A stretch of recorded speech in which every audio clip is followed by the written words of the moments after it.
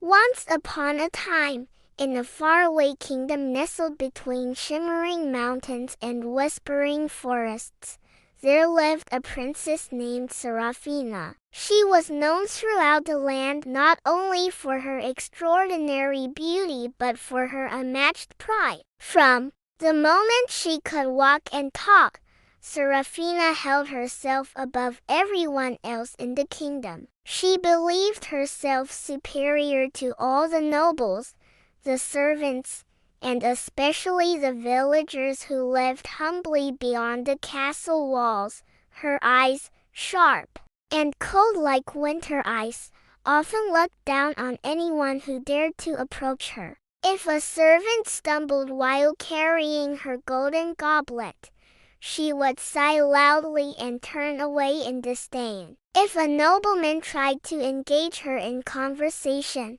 she answered with clipped words and dismissive glances. The villagers, hearing stories of her harshness, kept their distance, whispering about the princess's pride and loneliness.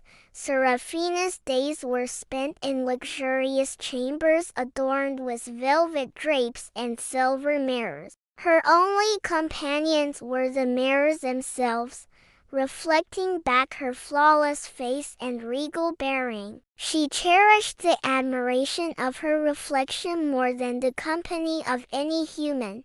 Yet, beneath her proud exterior, Serafina was deeply alone. No one dared to truly befriend her, and her heart, closed and guarded, knew only the cold echo of her own voice. She did not realize that pride was a wall, and behind that wall lay a yearning for kindness and connection. One crisp autumn morning, the kingdom awoke to a startling announcement. The king had to leave for an urgent council in a distant land, and in his absence, Serafina was to oversee the kingdom's affairs. The courtiers exchanged worried glances. How could the proud princess manage the delicate balance of the realm? Serafina herself felt a flicker of excitement and fear. This was her chance to prove her strength and command, to show everyone she was more than a pretty face. Yet, she stubbornly decided she would do it alone, without listening to advisors or the humble folk of the land. Days passed, and Serafina issued orders from her lofty throne, expecting immediate obedience. She dismissed the counsel of the wise minister and ignored the pleas of the farmers struggling with a poor harvest. Her pride blinded her to the reality around her. Then, one stormy night, fate took an unexpected turn. A terrible accident occurred. In the castle's tower, a fire broke out, threatening the safety of the princess and the entire royal household. The flames roared like wild beasts, and thick smoke filled the corridors. Panic spread. Serafina found herself trapped, the heavy door sealed by the fire. Fear for the first time gripped her heart. Alone and desperate, she called out for help, but the castle was filled with chaos. Meanwhile, the villagers, who had long been kept at a distance, heard the cries for help. Without hesitation, they gathered with buckets of water and ropes, rushing toward the castle. Among them was a young farmer named Elias, known for his courage and kindness. Together, the villagers and servants worked tirelessly through the night, battling the flames and saving the princess from her fiery prison. Exhausted but safe, Serafina was carried from the tower on the shoulders of those she had scorned. As dawn broke, the proud princess looked around at the weary faces glowing with concern and relief. She saw the kindness in their eyes, a kindness she had never known. In that moment, something within Serafina began to shift. As the first light of dawn filtered through the grand windows of the castle's hall, Princess Serafina lay wrapped in a soft woolen blanket, her body still trembling from the ordeal. Around her, the villagers and servants who had risked their lives to save her sat quietly, their faces reflecting a mixture of exhaustion and relief.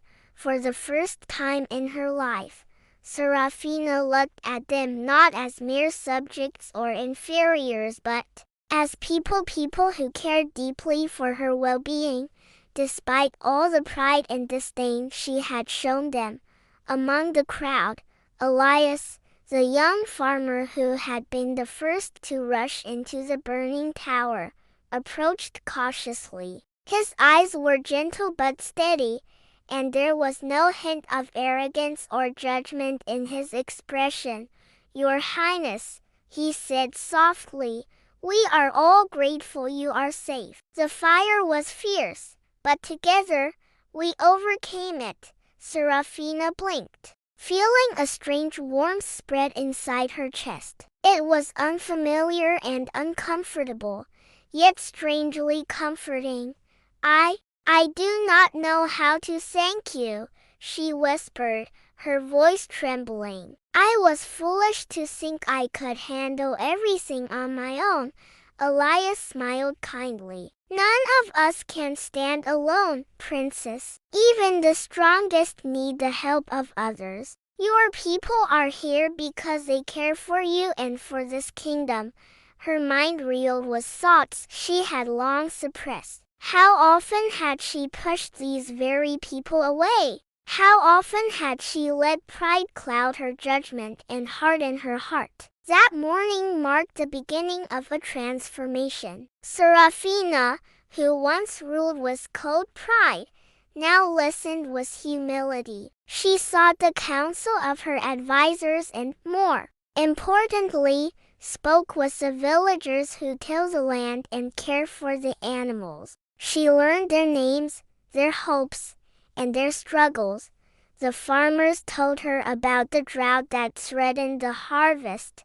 The healers shared tales of sickness in the villages, and the craftsmen described their need for tools and supplies. Serafina absorbed it all, feeling the weight of responsibility with a newfound sense of compassion.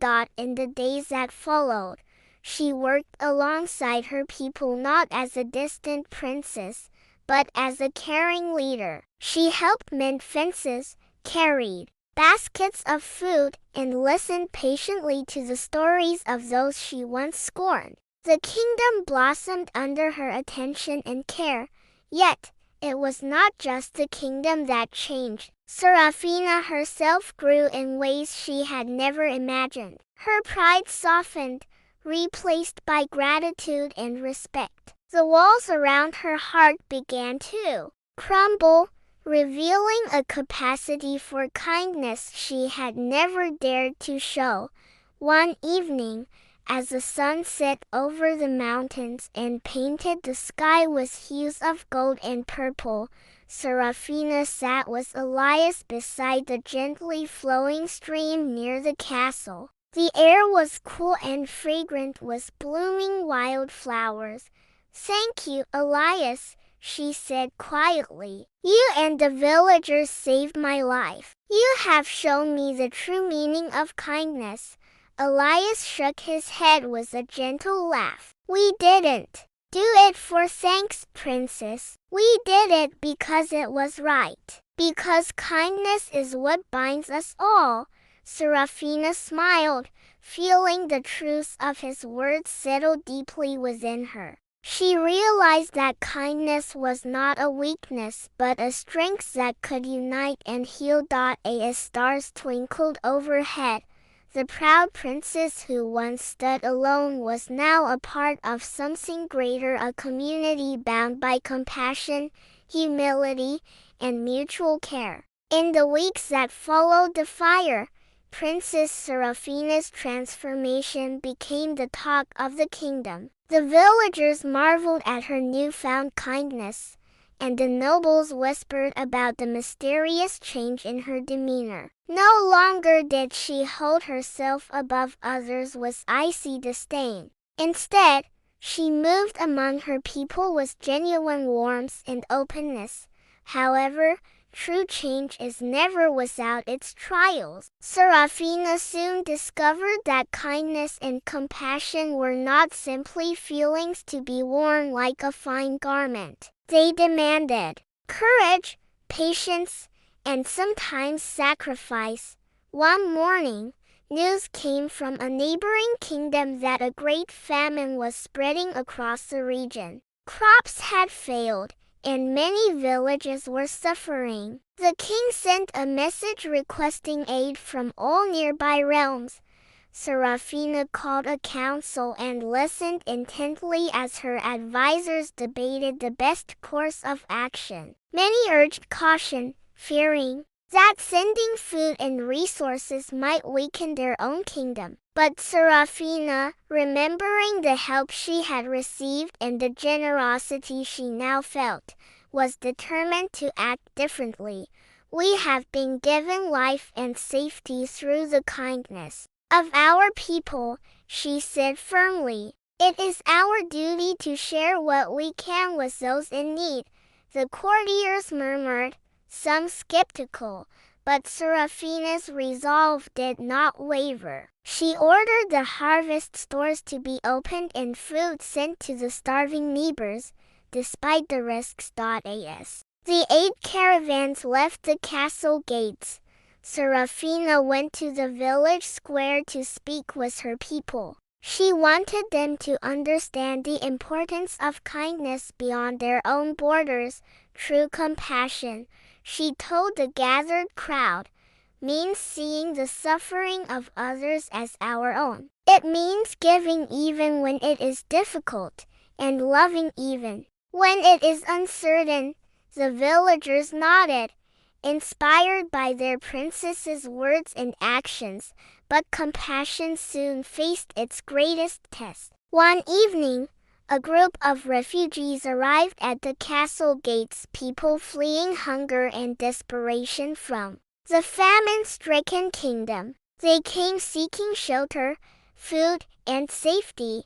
The castle guards hesitated. There was fear that letting so many strangers in might strain the kingdom's resources. But Serafina stepped forward, her heart filled with empathy. Open the gates, she commanded. We will not turn away those in need. The refugees were welcomed with warmth and care. The villagers helped prepare food and bedding, and the nobles organized medical aid. Serafina worked alongside them, sharing her time and compassion. Yet, not all were pleased. Some nobles grumbled about the cost, and a few villagers feared the strangers might bring trouble. Rumors spread, and tension grew. Serafina faced criticism and doubt but remained steadfast. She held gatherings to address fears, emphasizing the strength that comes from unity and kindness. Slowly, mistrust gave way to understanding. The princess's journey taught her that compassion was not always easy or popular. It required patience to face fear and courage to act with an open heart. It was a living practice, a constant choice to see beyond oneself. Through these trials, Serafina's pride dissolved completely. She became a beacon of hope and kindness, inspiring not only her kingdom but neighboring lands as well. And in the quiet moments, when the castle was calm and the stars shone brightly, Serafina reflected on how far she had come from a proud and isolated princess to a leader beloved for her true compassion. With the arrival of the refugees and the aid sent to neighboring lands, Princess Serafina's reputation as a compassionate and just ruler grew far and wide. Yet, along with this new respect came a challenge far greater than she had ever faced before: the challenge of forgiveness. Among the nobles and even some villagers, old grudges and past wounds lingered. Many remembered how Seraphina had once treated them with disdain, and some held on to their bitterness. There were whispered conversations about whether she truly deserved their trust or loyalty. One particular noble, Lord Malric, was known for his sharp tongue and colder heart. He had long resented Seraphina's pride and looked down upon her sudden transformation as a fleeting whim. Seeing the princess open the gates to strangers and lower the walls around her heart only fueled his disdain. One day, Lord Malric openly challenged Seraphina during a council meeting. "Your Highness," he sneered, "how can we be sure your sudden kindness will not weaken the kingdom? How do we know this is not mere vanity or weakness, rather than true strength?" The room fell silent, eyes shifting nervously between the proud noble and the young princess. Seraphina, though her heart pounded, met his gaze steadily. "Lord Malric," she replied calmly, "true strength is not measured by coldness or arrogance but by the courage to change and to open one's heart, even when it is difficult." Forgiveness and kindness are not weaknesses. They are the foundation of lasting peace and unity. Malric scoffed and left the room, his anger palpable. Rumors spread that he was plotting to undermine her rule and sow discord among the people. Days later, a messenger arrived with disturbing news.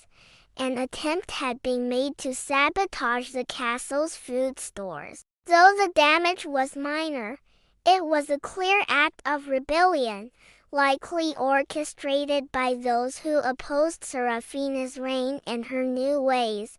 The princess was deeply shaken. She realized that despite her efforts, there were those who could not forgive her past pride or accept the changes she had made. Yet, she was determined not to respond with anger or punishment. Instead, Seraphina invited Lord Malric and other dissenters to a private meeting. There, she spoke not as a ruler demanding obedience, but as a person seeking understanding. "I know I have wronged many of you," she said quietly. "My pride caused pain and distance. I ask for your forgiveness, not to erase the past but to build a future together." Malric, surprised by her humility, struggled with his feelings. Forgiveness was not easy for him, but seeing Seraphina's genuine remorse and openness stirred something within him.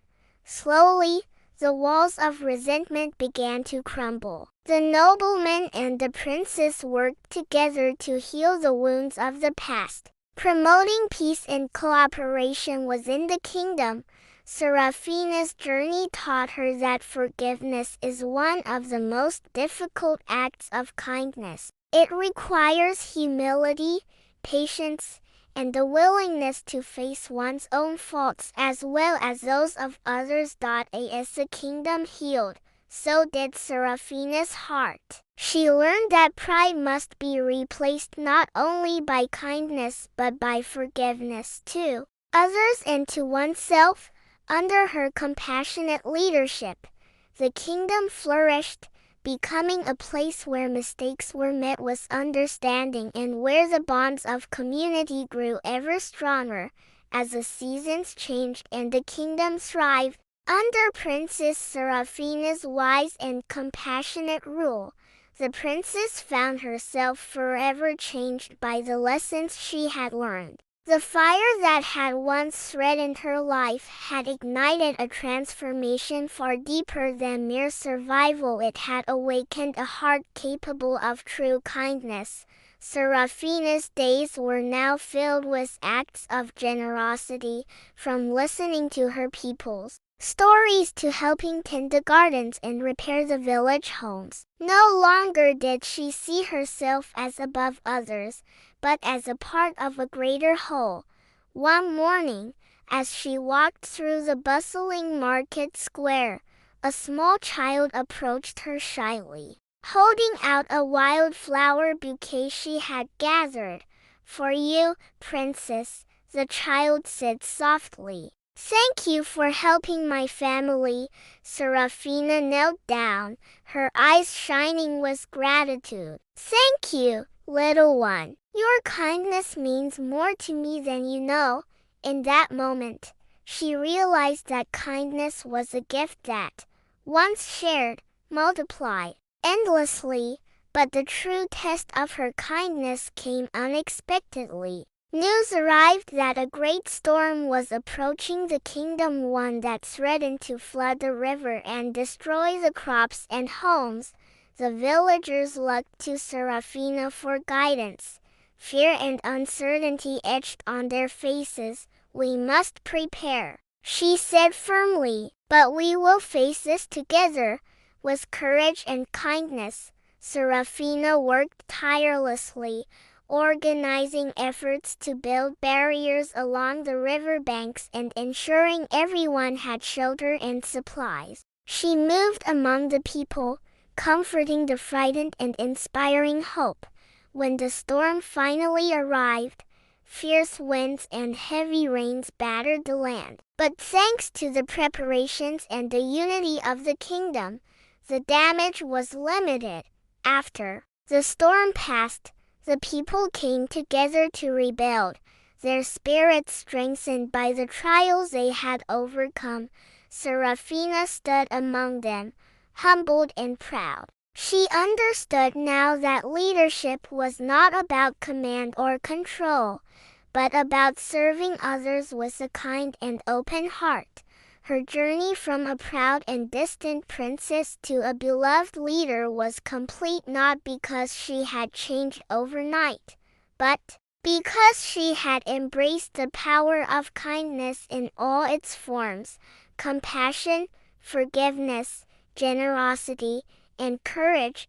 And so, the kingdom flourished, not just in wealth or strength, but in the warmth of human kindness that bound everyone together.